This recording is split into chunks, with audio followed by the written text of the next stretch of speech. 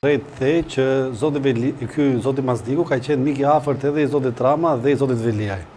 Ka diçka, kur je mik i të gjithëve, ka i herë filozofikisht tregon që si e miku i asnjërit, pasi edhe në miqësi duhet dish të zgjedhësh.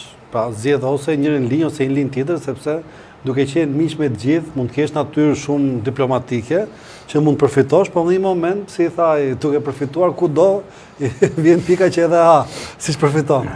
Në këtë sens unë di të them që më ka bërë përshtypje se unë me zotin Mazdiku rastisim sepse unë kam shtëpi diku këtu te Kodra e Diellit edhe nga hire shoh duke qeshur shumë i gëzuar bilese edhe në momentet kur ndodhin lajme të bujshme arrestimesh për ish kolegët e tij, madje më ka bërë përshtypje se hire kam parë edhe të shoqëruar, besoj që është bashkëshortja vet, me gota vere duke ecur të dy në rrugë për qafe dhe duke qeshur. Kështu që ulëmtimi filozofik më çon në ide që një njeri i cili kur ka stuhi flota politike e të cilit lundron në det hapur dhe ai prapë është i gëzuar pavarësisht se mbyten shumë anije, më bën të besoj që në fund të ditës perspektiva e politike është individuale. Edhe këta njerëz janë mos jetojnë fare. Jo, ai thot njerëz, po pse do festoj me goda vere? Vere, bravo, blesuka me ujë. Jo, shampanja është për çfarë do festosh? Jo, po, ai kujton se mua më bë përshtypje kjo perspektivë, u them kështu janë gjithë njerëzit. Vladimir e bën. Shampanja është për evente. Pra ndodh një event që hapet se pra ti po thua që ai duhet pinde shampanjë në vend verës? Jo. Po çfarë? Unë s'po them atë.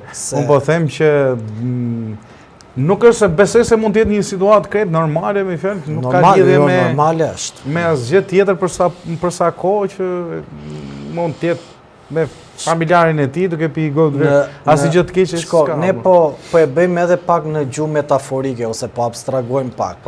Pra njeriu kur merr godën e verës edhe lëvizte Kodra e Diellit, i duket vetja zoti Kodrës. Tamam si kështu në Olimp më. Po në Olimp, Kodra e Diellit është fiks Olimpi. Ka qenë zero, kalon aty dhe thot, doni tallem tani do të bëni emision serioz, më çmend. Se do tallemi ne po themi tamam. Po një sekond. Te Kodra e Diellit ka ndetur Erion Të lutem, se unë ai kalon te dera aty dhe thot, këtë shokun që e kisha, po e kam shokun, po nuk e bëj dot gëzuar. Po.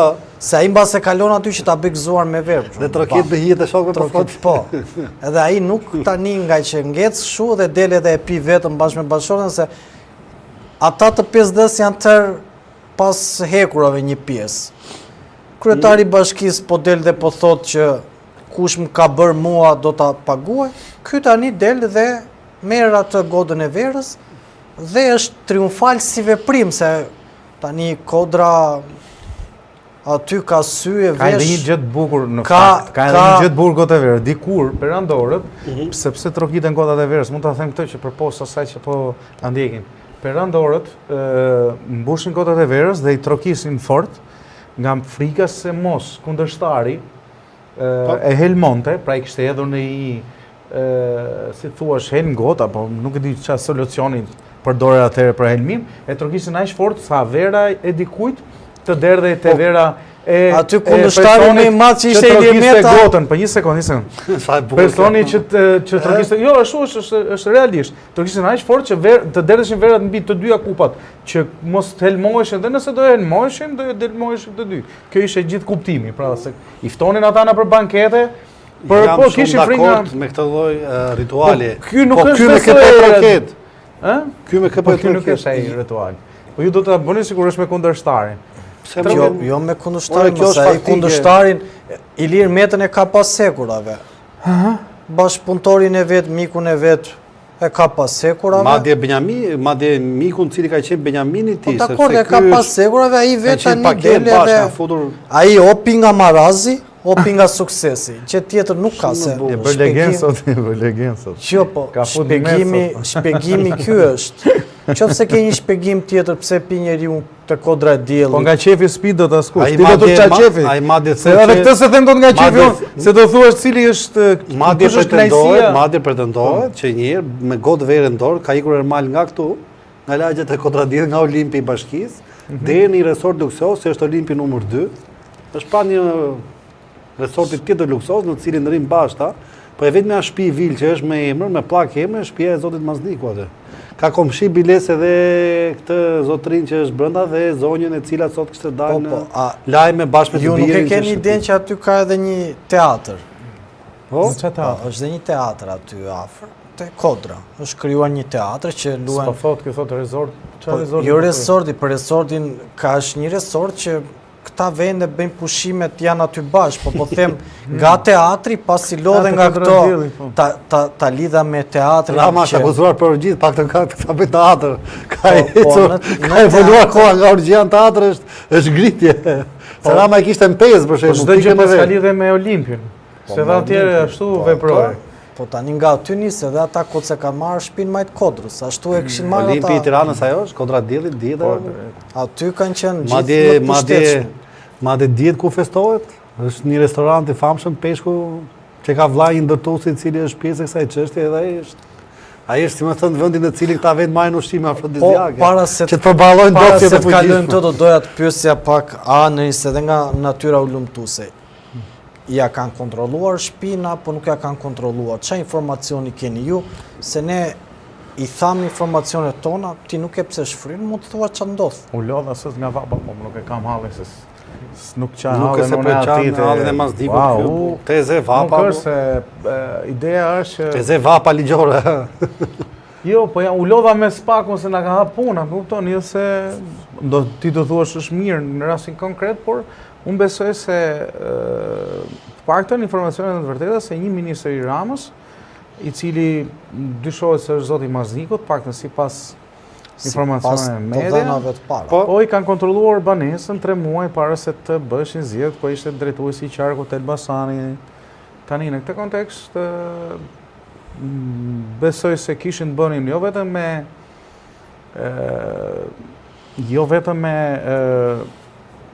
biznes, jo vetëm me çka ka bërë zotëria gjatë kohës kur ishte kryetar bashkie, po dhe me biznes që lidhin me bashortën e tij. Ideja është të një restoranti se këta. Po këto janë akuza që janë akuza, se janë akoma akuza, janë dyshime ose pretendime nga prokuroria posaçme, cilët nuk kanë nisur sot. Le ta themi se nuk kanë vite, në fakt vite. Po vite kanë, këta kanë pasur një strukturë, pra.